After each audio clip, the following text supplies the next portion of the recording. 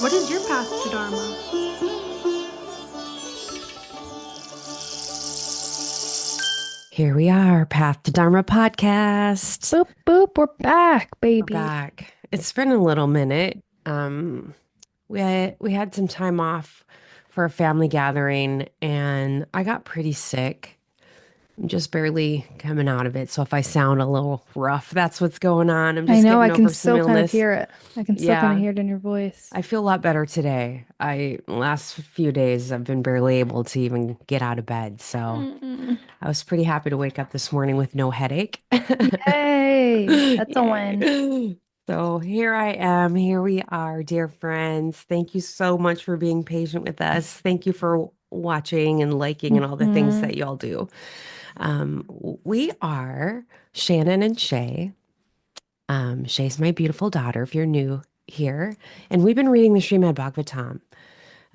We originally read the Bhagavad Gita and just were basically, I don't even know how to say, kind of, Stricken, maybe? yeah, about just of how amazing it was. It was so life-changing. And then we were just drawn to read this beautiful text. And so here we are. We're in the fourth canto, Yeah. currently on chapter 17, and we've been reading about life. And that's what I sort Mm. of feel like everything we've been reading about, all these different stories, all these different characters we've been meeting. It's like so many different parallels about Hmm. what we're reading, about what's happening. So it's so fascinating to me that this text that was written originally, literally thousands of years ago, Yeah. still is relevant.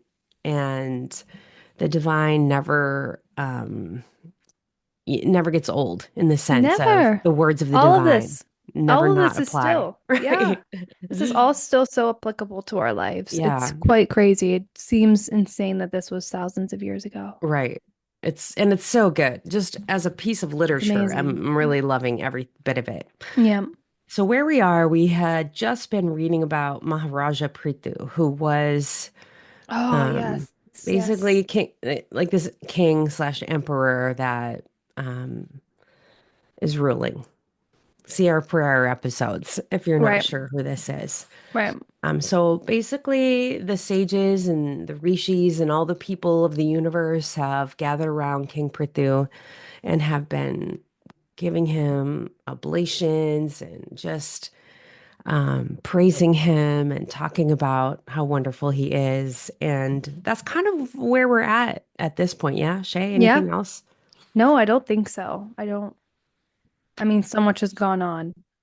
We Right. could recap for hours. However, I'm really looking forward to continuing. So if you have any further questions, go see those other videos. Yeah, Um, let's get into it. Are we ready for obeisances? let's do it. Before reciting the Srimad Bhagavatam, which is our very means of conquest, one must first offer respectful obeisances unto the personality of Godhead Narayan, unto Narayan Rishi, the supermost human being, unto Mother Saraswati, the goddess of learning, and unto Srila Vyasadeva, the author. By regular attendance in classes on the Bhagavatam and by rendering of service to the pure devotee, all that is troublesome to the heart is almost completely destroyed. In loving service unto the personality of Godhead, whose praise with transcendental songs is established as an irrevocable fact. Lamb. Hare Krishna. Hare Krishna, Hare Thank you for Krishna. So that. we are on Srimad Bhagavatam, Fourth Canto, Part 1, Chapter 17. Only 3 more chapters of this Yeah, Part of this 1. particular part one, then there's an entire part two Yeah. of So the let's fourth canto. see. Let's see how far we can get today. Yeah, let's see. Oh, I'm so excited. All right. Chapter 17, Maharaja Prthu becomes angry at the earth. I remember in our last reading seeing this chapter and being very intrigued. Right. All right, text 1. Do you want to start it off? Text one. The great sage Maitreya continued. In this way, the reciters, who were glorifying Maharaja Pṛthu, readily described his qualities and chivalrous activities. At the end, Maharaja Pṛthu offered them various presentations with all due respect and worshipped them adequately. King Pṛthu, thus satisfied, and offered all respects to all the leaders of the Brahmins and other castes, To his servants, to his ministers, and to the priests, citizens, general countrymen, people from other communities, admirers, and others, and thus they all became happy. Vidura inquired from the great sage Maitreya, "My dear Brahmin, since Mother Earth can appear in different shapes, why did she take the shape of a cow? And when King Pṛthu milked her, who became a calf? And what was the milking pot?" Okay, wait, let me just say those three again. Um, why did she take shape of a cow? And when King Pṛthu milked her, who became the calf? Who became the calf and what was the milking pot? Okay. All right. This sounds like it's going to get interesting. Yeah. And yeah, he's becoming angry at the earth. And okay. The surface of the earth is by nature low in some places and high in others. How did King Pṛthu level the surface of the earth? And why did the king of heaven, Indra, steal the horse meant for the sacrifice? Okay. I think here's a preview of what we're going to read about. Right. The great saintly king Maharaja Prthu received knowledge from Sanat Kumara, who was the greatest Vedic scholar. After receiving knowledge to be applied practically in his life, how did the saintly king attain his desired destination?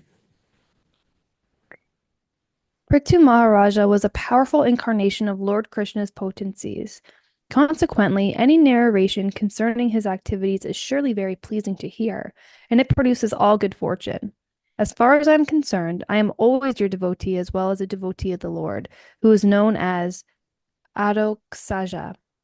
Please, therefore, narrate all the stories of King Pṛthu, who, in the form of the son of King Vina, milked the cow-shaped earth. All right, so we're about to get into it. Right. Sutta Goswami continued, when Vidura became inspired to hear the activities of Lord Krishna in his various incarnations, Maitreya, also being inspired and being very pleased with Vidura, began to praise him. Then Maitreya spoke as follows. The great sage Maitreya continued, My dear Vidura, at the time King Pṛthu was enthroned by the great sages and Brahmins and declared to be the protector of the citizens, there was a scarcity of food grains. The citizens became skinny due to starvation. Therefore, they came before the king and informed him of their real situation. Dear King, just as a tree with a fire burning in the hollow of the trunk gradually dries up, we are drying up due to the fire of hunger in our stomachs. You are the protector of surrendered souls, and you have been appointed to give employment to us. Therefore, we have all come to you for protection. We have all come to you for protection. You are not only a king, but the incarnation of God as well. Indeed, you are the king of all kings. You can give us all kinds of occupational engagements, for you are the master of our livelihood. Therefore, O King of Kings, please arrange to satisfy our hunger by the proper distribution of food grains. Please take care of us, lest soon we die for want Mm. of food. After hearing this lamentation and seeing the pitiable, pitiable conditions of the citizens, King Pṛthu contemplated this matter for a long time to see if he could find out the underlying causes. Having arrived at a conclusion, the king took up his bow and arrow and aimed them at the earth, exactly like Lord Shiva, who destroys the whole world out of anger. So Mm. this is what he's angry about. The earth is not producing food, it Mm. sounds like. Right. When the earth saw that King Pṛthu was taking his bow and arrow to kill her, she became very much afraid and began to tremble. She then began to flee, exactly like a deer, which runs very swiftly when followed by a hunter. Being afraid of King Pṛthu, she took the shape of a cow and began to run. Seeing this, Maharaja Prthu became very angry and his eyes became as red as the early morning sun. Placing an arrow in his bow, he chased the cow-shaped earth wherever she would run. Mm. The cow-shaped Earth ran here and there in outer space between the heavenly planets and the Earth, and wherever she ran, the king chased her with his bow and arrow. Just as a man cannot escape the cruel hands of death, the cow-shaped earth could not escape the hands of the son of Vina. At length, the earth, fearful, her heart aggrieved, turned back in helplessness. What do you do? What do you do? This is where you can't run from things. That's where they say you can't avoid like death and taxes, right? It's like it's Right. inevitable, but we Yeah. run. This is like us running from the things we Right. don't want to face or admit Right. to. Text 18. Addressing the great opulent King Pṛthu as the knower of religious principles and shelter of the surrendered, she said, "Please save me. You are the protector of all living entities. Now you are situated as the king of this planet." The cow-shaped earth continued to appeal to the king. I am very poor and have not committed any sinful activities. I do not know why you want to kill me. Since you are supposed to be the knower of all religious principles, why are you so envious of me and why are you so anxious to kill a woman? I. Hmm. Even if a woman does commit some sinful activity, one should place his hand upon her. No And what? one. Oh, even if a woman does commit some sinful activity, no one should place his hand upon her. And what to speak of you, dear king, who are so merciful? You are a protector, and you are affectionate to the poor. The cow-shaped earth continued. My dear king, I am just like a strong boat, and all the paraphernalia of the world is standing upon me. If you break me to pieces, how can you protect yourself and your subjects from drowning? Hmm. King Pṛthu replied to the earthly planet, "My dear Earth, you have disobeyed my orders and rulings. In the form of a demigod, you accepted your share of the yajnas we performed, and in return, you have not produced sufficient food grains. For this reason, I must kill you." Although you are eating green grass every day, you are not filling your milk bags so we can utilize your milk. Since you are willfully committing offenses, it cannot be said that you are not punishable due to your assuming the form of a cow. So he's like, Hmm. nice try, Earth. Right. You have so lost your intelligence that, despite my orders, you do not deliver the seeds of herbs and grains formerly created by Brahma and now hidden within yourself. Now, with the help of my arrows, I shall cut you to pieces, and with your flesh satisfies the hunger-stricken citizens who are Mm. now crying for want of grains. Thus I shall satisfy the crying citizens of my kingdom. Oh, this is interesting. So interesting. I'm excited to see where this goes. Text 26. Any cruel person, be he man, woman, or impotent eunuch, who is only interested in his personal maintenance and has no compassion for other living entities, may be killed by the king. Such killing can never be considered actual killing. So basically, he's saying the earth is trying to save herself, and that's her sin. She's Right, hoarding the things for herself. right. You are very much puffed up with pride and have become almost insane. Presently, you have assumed the form of a cow by your mystic powers. Nonetheless, I shall cut you into small pieces like grain, and I will uphold the entire population by my personal mystic powers. At this time, Prthu Maharaj became exactly like Yamaraja, and his whole body appeared very angry. In other words, he was anger personified. After hearing him, the planet Earth began to tremble. She surrendered and with folded hands began to speak as follows. Can I just ask a question to the listeners real quick about what is the difference between like a full avatar?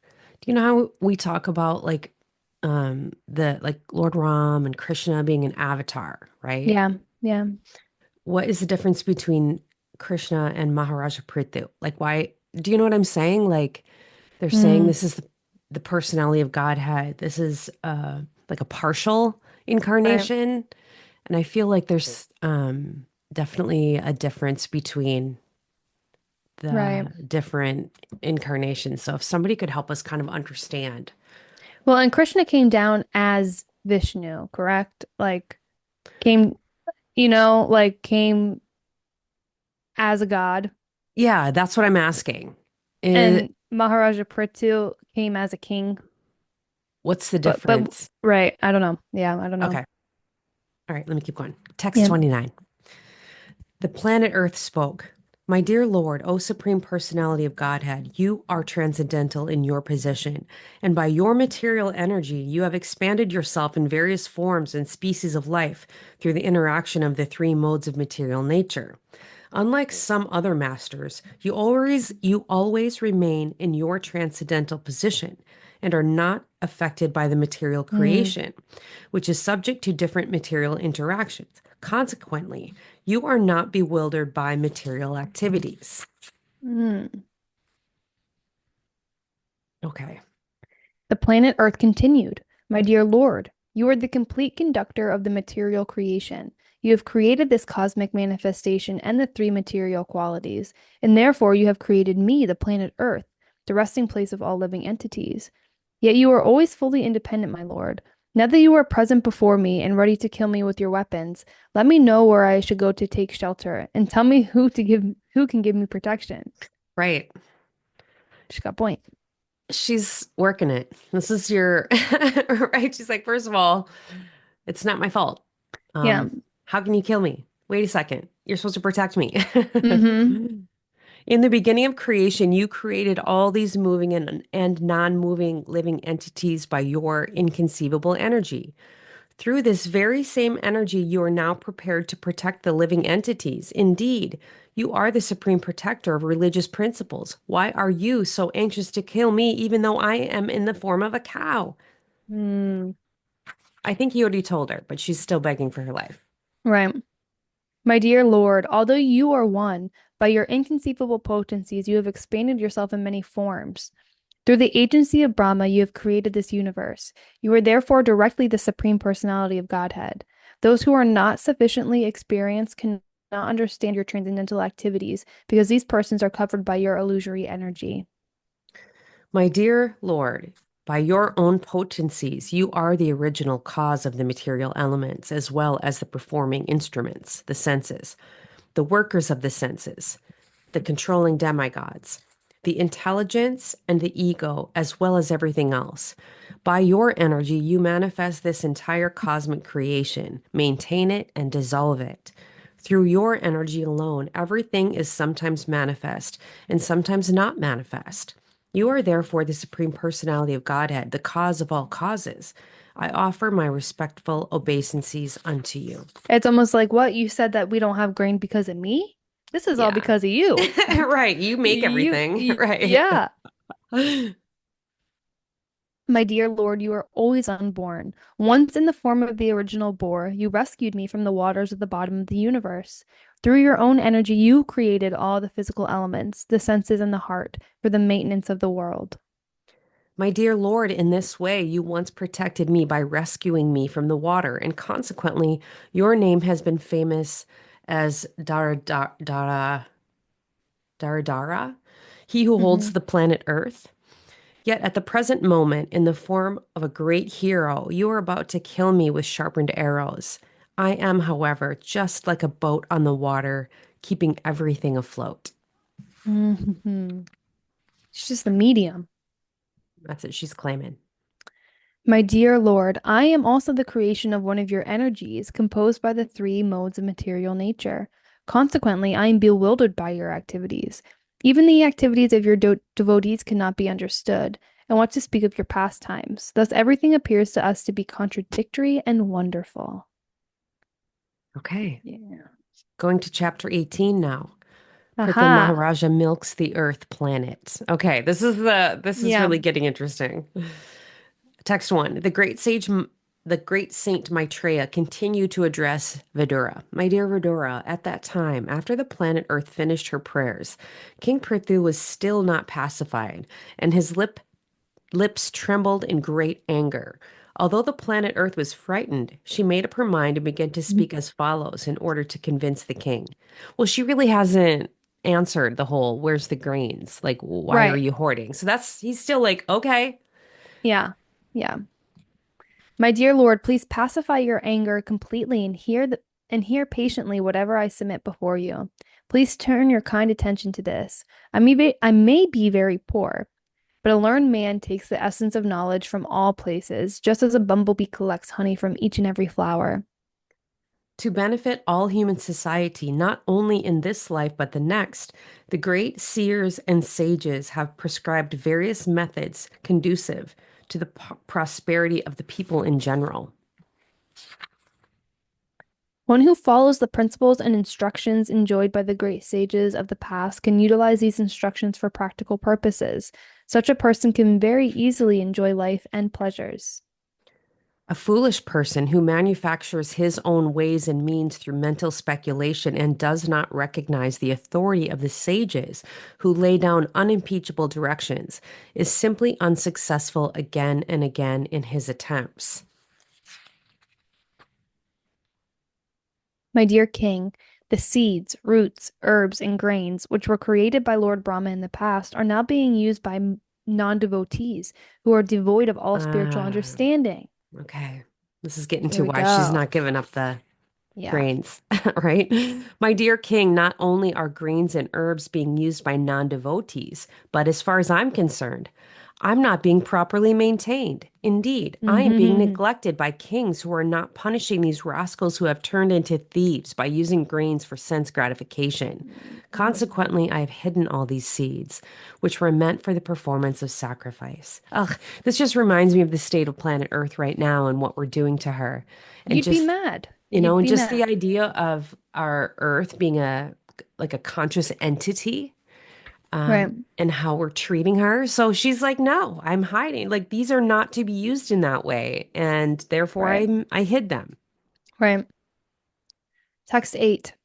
Due to being stalked for a very long time, all the grain seeds within me have certainly deteriorated. Therefore, you should immediately arrange to take these seeds out by the standard process which is recommended by the acharyas or satrias. O great hero, protector of living entities, if you desire to relieve the living entities by supplying them sufficient grain, and if you desire to nourish them by taking milk from me, you should make arrangements to bring a calf suitable for this purpose, and a pot in which the milk can be kept, as well as a milkman to do the work. Since I will be very much affectionate toward my calf, your desire to take milk from me will be fulfilled. Hmm. This is all very interesting. Again, it's like gonna take probably a couple of days and things are gonna happen and be like, oh my gosh, is this what they Right. were saying? This is what they're What's the which ha symbolism of the right, cat and the calf and the pot? right. All right, text 11. My dear king, may I inform you that you have to make the entire surface of the globe level. This will help Uh, me, even when the rainy season has ceased.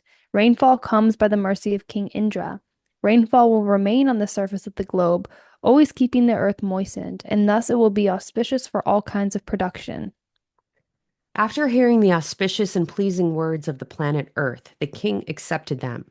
He then transformed Svabhavu Manu into a calf and milked all the herbs and grains from the earth in the form of a cow, keeping them in his cupped hands.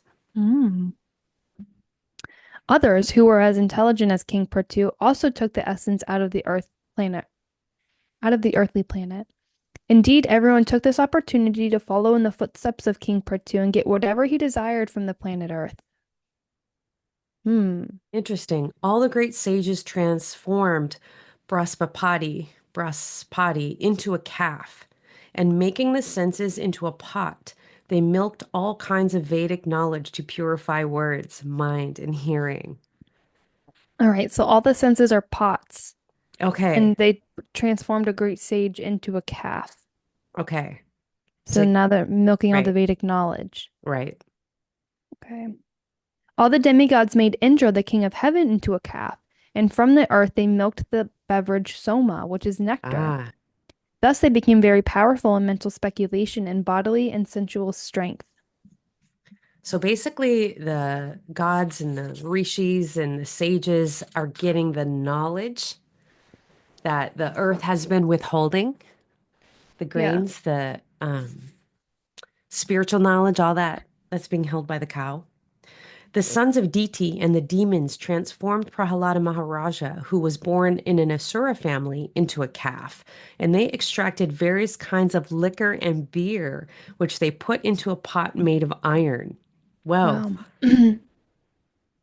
The inhabitants of Gandharvaloka and Apsaraloka made Visvasu into a calf, and they drew the milk into a lotus flower pot. The milk took the shape of sweet musical art and beauty. Ah, it's like all the gifts of the earth are being Yeah. collected. Yep. The fortunate inhabitants of Pitraloka who preside over the funeral ceremonies made Aryama into a calf. With great faith, they milked kavya, food offered to the ancestors, into an unbaked earthen pot. So that even the things that pots are made of are significant here. I'm Like, sure. yeah, And the fact that like King Pṛthu milked right into his own hands, right. you know? Text 19. After this, the inhabitants of Siddhaloka, as well as the inhabitants of Vidyadaraloka, transformed the great sage Kapila into a calf, and making the whole sky into a pot, they milked out specific yogic mystic powers, beginning with anima. Indeed, the inhabitants of Vidyadaraloka acquired the art of flying in the sky. Ah, okay. Others also, the inhabitants of planets known as Kimpurusha Loka, made the demon Maya into a calf, and they milked out mystic powers by which one can disappear immediately from another's vision and appear again in a different form. That's a cool Mm. power. Hmm. Then the yaksas, raksas, and ghosts and witches, who are habituated to eating flesh, transformed Lord Shiva's incarnation, Rudra, into a calf and milked out beverages made of blood and put them in a pot made of skulls. Whoa. Thereafter, cobras and snakes without hoods, large snakes, scorpions, and many other poisonous animals took poison out of the planet Earth as their milk and kept this poison in snake holes. They made a calf out of taksaka. Wow. Interesting.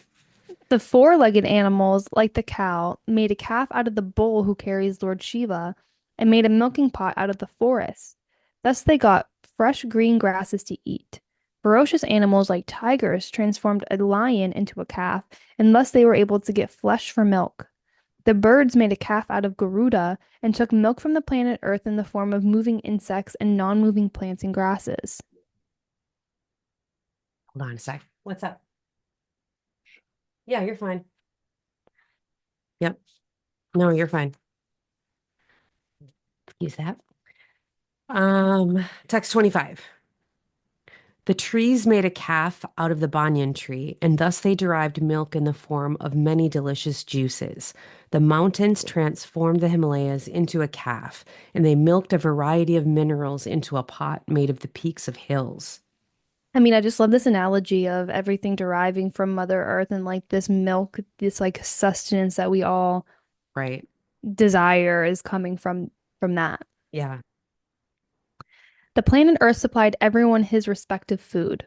During the time of King Pṛthu, the Earth was fully under the control of the king.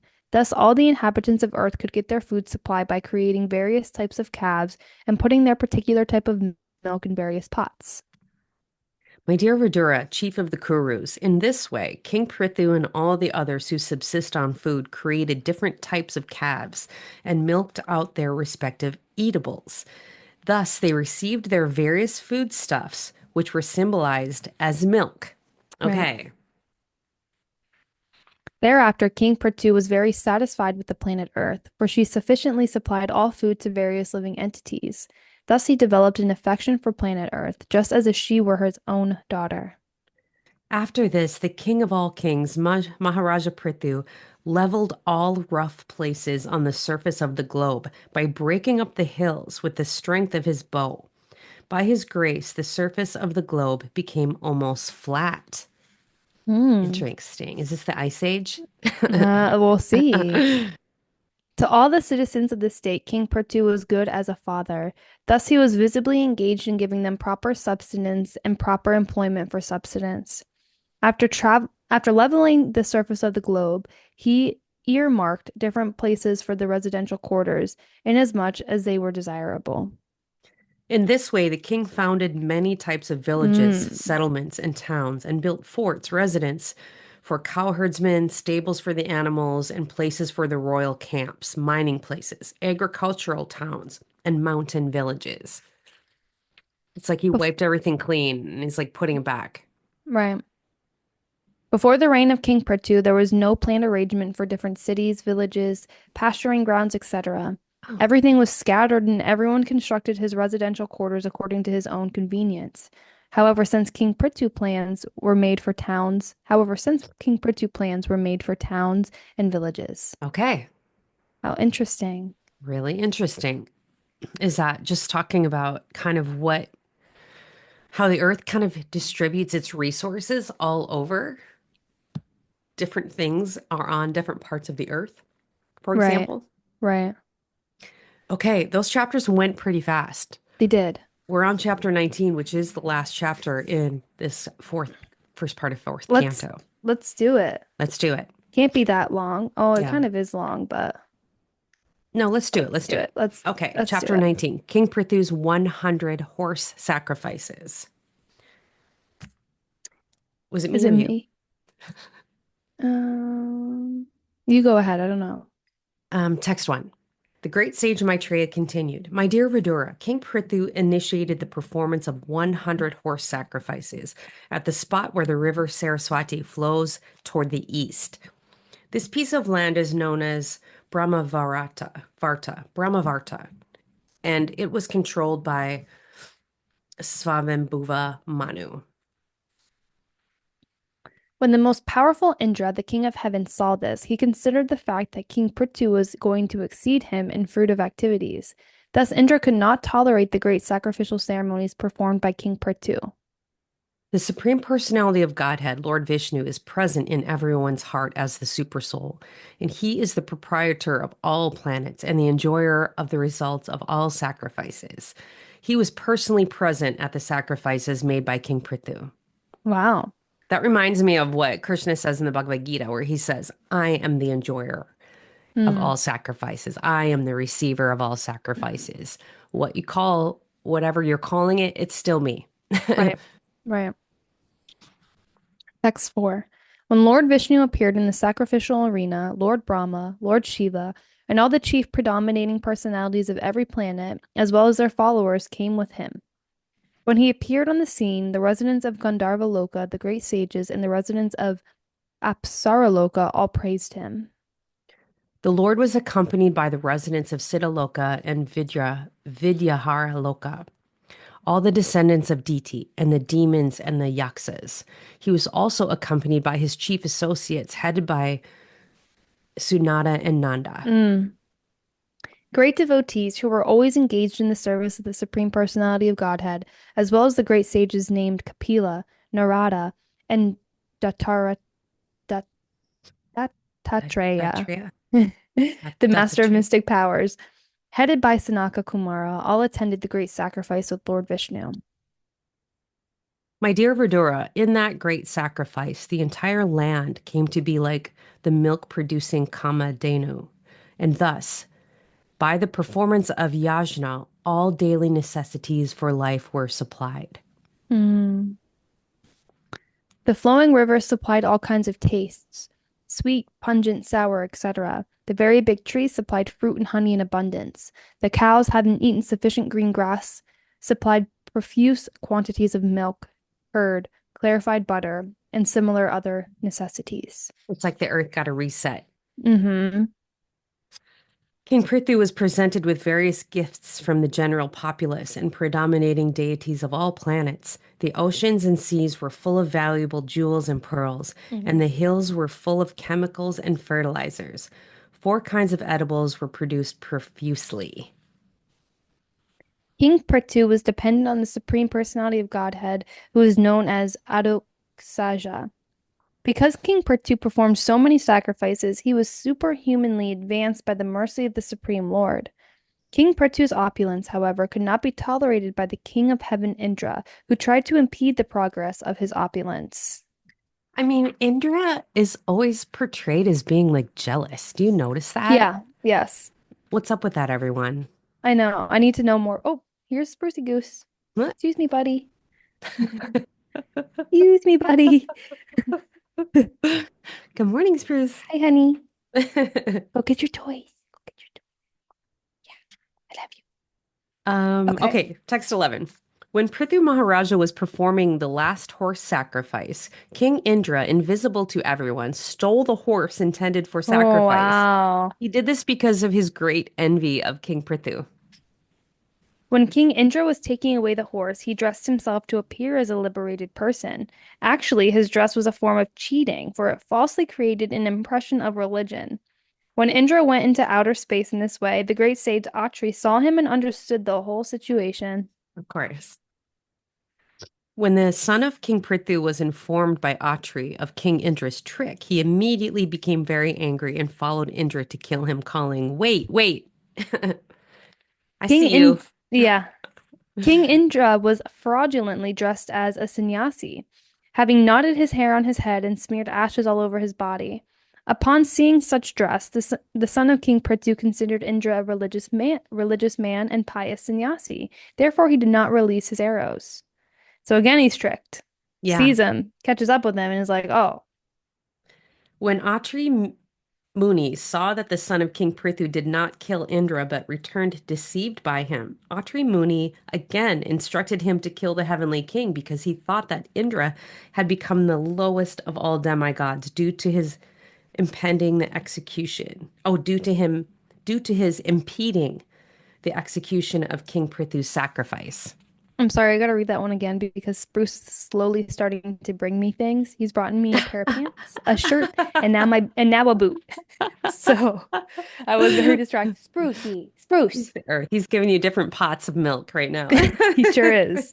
So I'm sorry, I'm gonna read Tuxedo again. When Yeah. Atri Muni saw that the son of King Pṛthu did not kill Indra but returned deceived by him, Atri Muni again instructed him to kill the heavenly king because he thought that Indra had become the lowliest of the demigods due to his impeding execution of the King Pṛthu's sacrifice. Okay. Being thus informed, the grandson of King Venya immediately began to follow Indra, who was fleeing through the sky in great haste. He was very angry with him, and he chased him just as the king of the vultures chased Ravan. Hmm. When Indra saw that the son of Pṛthu was chasing him, he immediately abandoned his false dress and left the horse. Indeed, he disappeared from the very spot, and the great hero, the son of Maharaja Prthu, returned the horse to his father's sacrificial arena. Okay, so he abandoned it. My dear Lord Vidura, when the great sages observed the wonderful prowess of the son of King Prithu, they all agreed to give him the name Vijit Vij my glasses. Vijitsava. My dear Vijitasva. Vidura, yeah, how do you say that? Vijitasva. Yeah, But is a J silent? I don't know. I don't know. My dear Vidura, Indra, being the king of the heaven and very powerful, immediately brought a dense darkness upon the sacrificial arena.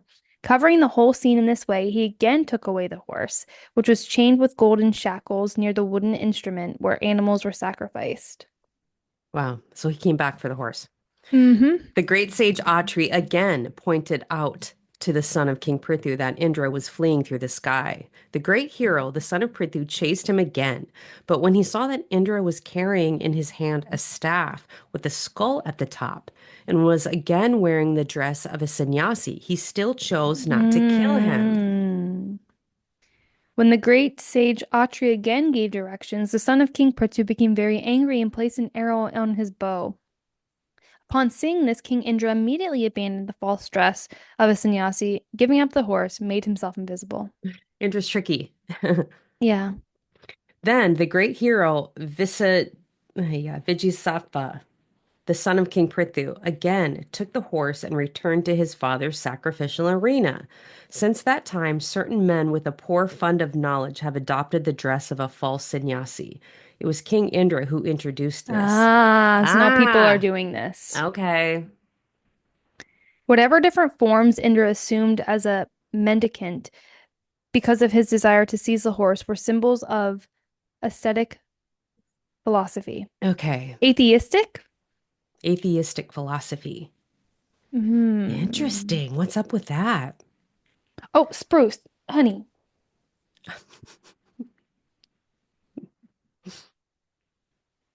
Oh, he was chewing on a screwdriver. Okay.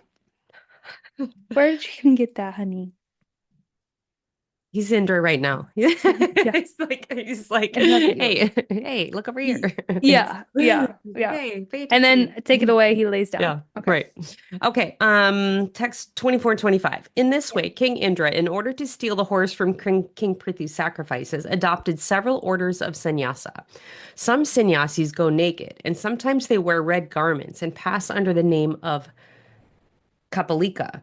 These are simply symbolic representations of their sinful activities.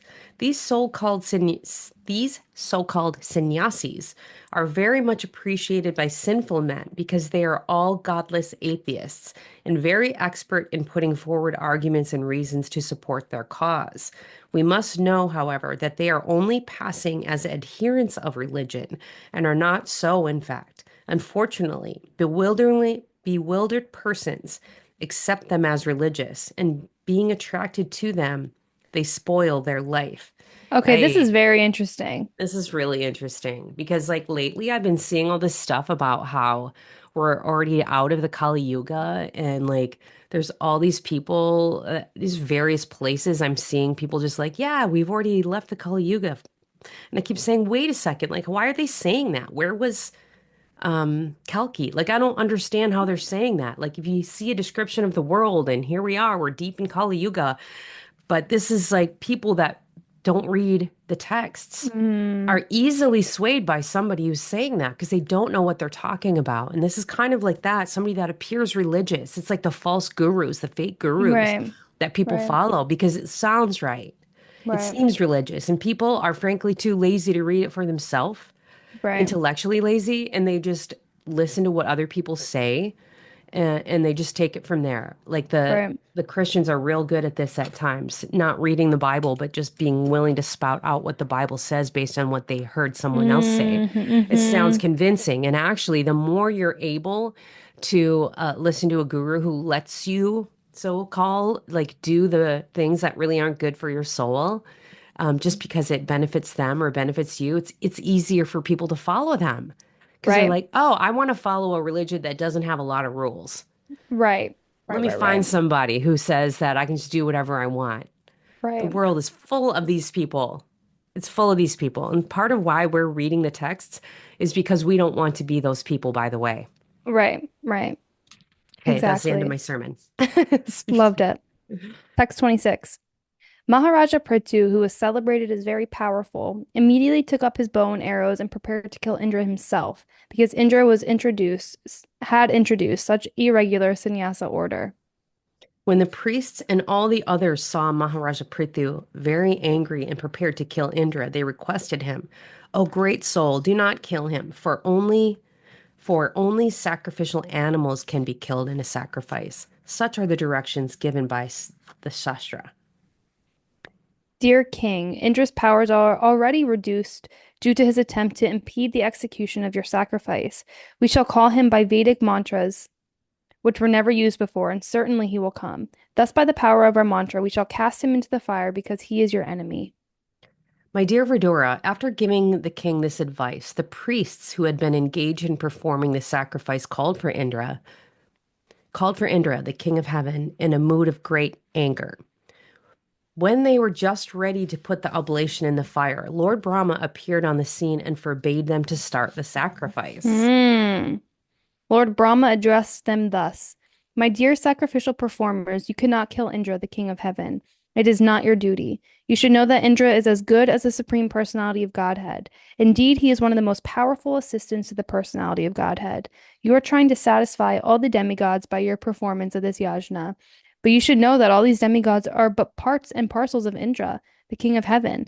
How then can you kill him in this great sacrifice? In order to make trouble and impede the performance of King Pṛthu's sacrifice, King Indra has adopted some means that in the future will destroy the clear path of religious life. I draw your attention to this fact. If you oppose him any further, he will further misuse his power and introduce many other irreligious systems. Oh, this is interesting. Very interesting. Let there be only 99 sacrificial performances for Maharaja Prthu, Lord Brahma concluded. Lord Brahma then turned towards Maharaja Prthu and informed him that since he was thoroughly aware of the path of liberation, what was the use in performing more sacrifices? Lord Brahma continued, "Let there be good fortune to both of you, for you and King Indra are both part and parcel of the Supreme Personality of Godhead. Therefore, you should not be angry with King Indra, who is non-different from you." Maybe Mm. he's doing some purposes of Vishnu that we can't comprehend. Well, I almost want to come back to the Mother Earth cow being like, you created all of this. Yeah, right, Like right. you, all of it, you Yeah, know? yeah. Text 34. My dear king, do not be agitated and anxious because your sacrifices have not been properly executed due to the providential impediments. Kindly take my words with great respect. We should always remember that if something happens, what is this word? By Providential, providential, providential. like divine providence. It's like the Okay, will. okay. It's like will of God. I see. So we should always remember that if something happens by providential arrangement, we should not be very sorry.